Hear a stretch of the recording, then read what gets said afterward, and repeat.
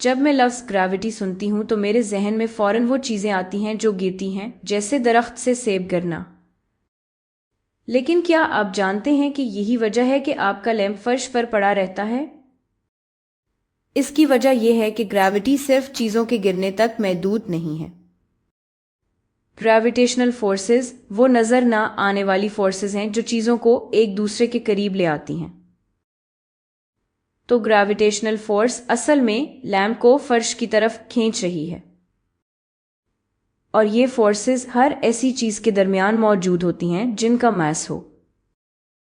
تو آئیے ان اہم نکات کو لکھ لیتے ہیں جو گریویٹیشنل فورسز کے بارے میں ہیں، اور میں انہیں جی ایف سے ظاہر کروں گی۔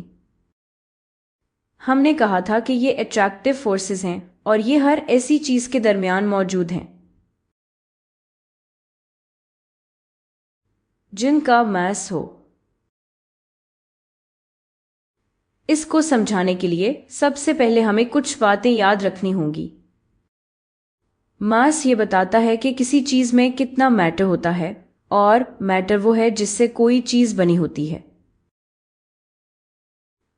کوئی بھی چیز جس کا ماس ہو وہ گریویٹیشنل پل پیدا کرتا ہے، تو ہر چیز کے درمیان ایک گریویٹیشنل فورس آف اٹریکشن ہوتی ہے۔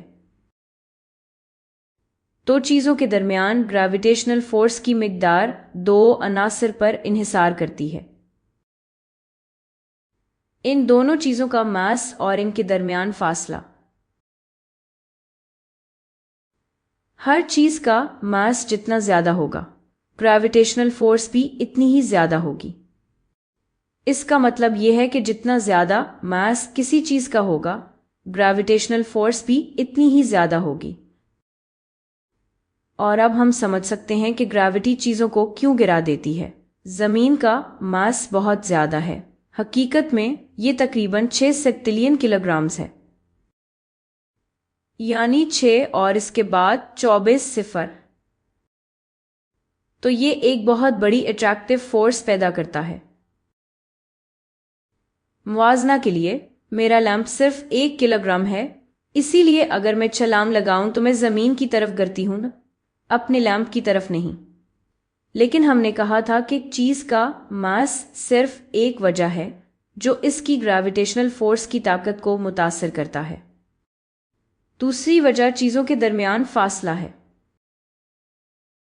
جتنا زیادہ فاصلہ چیزوں کے درمیان ہوگا، ان کے درمیان گریویٹیشنل پل اتنی ہی کمزور ہوگی۔ چھوٹی چیزیں جن کا ماس زیادہ نہیں ہوتا، ان کے درمیان تھوڑا سا فاصلہ بھی کافی ہوتا ہے کہ ان کی گریویٹیشنل فورسز اتنی کمزور ہو جائیں کہ ہمیں محسوس ہی نہ ہوں۔ لیکن زمین جیسی کسی بڑی چیز کے لیے آپ کو واقعی بہت دور جانا پڑے گا تاکہ ہم اس کی گریویٹیشنل فورس آف اٹریکشن سے متاثر نہ ہوں۔ یعنی دیکھیں چاند کو، یہ تقریباً 2,40,000 میل دور ہے، یہ تقریباً 4 لاکھ کلومیٹرز بنتے ہیں، اور پھر بھی اسے زمین کی گریوٹی کا اثر محسوس ہوتا ہے۔ اسی لیے تو یہ ہمارے ارد گرد گھوم رہا ہے۔ لیکن چونکہ چاند بھی ایک کافی بڑی چیز ہے، اس لیے ہمیں بھی اس کی گریویٹیشنل پل کے اثرات زمین پر محسوس ہوتے ہیں۔ اسی وجہ سے ہمارے پاس ٹائیڈز آتی ہیں۔ چاند کی گریوٹی یعنی گریویٹیشنل فورس زمین کے پانی کو اپنی طرف کھینچتی ہے، جس سے ہائی اور لو ٹائیڈز بنتی ہیں۔ اب آپ سوچ رہے ہوں گے کہ اگر گریوٹی چاند کو متاثر کر سکتی ہے یا ٹائیڈز بنا سکتی ہے تو ہم حرکت کیسے کر لیتے ہیں؟ ہم زمین پر مون کے بل کیوں نہیں گرے رہتے؟ کیونکہ زمین کی گریوٹی ہمیں اپنی طرف کھینچ رہی ہے۔ اصل میں گریوٹی ایک کافی کمزور فورس ہے۔ ہم اس کے اثرات تبھی محسوس کرتے ہیں جب کوئی چیز سیارے یا ستارے جتنی بڑی ہو، اور آپ پر جو گریویٹیشنل فورس ہے وہ ان فورسز سے کہیں کمزور ہے جو آپ روزانہ استعمال کرتے ہیں۔ بلکہ جب بھی میں پانی کا جگ اٹھاتی ہوں، میں پوری زمین کے مس کو ہرا دیتی ہوں۔ یہ کتنی زبردست بات ہے!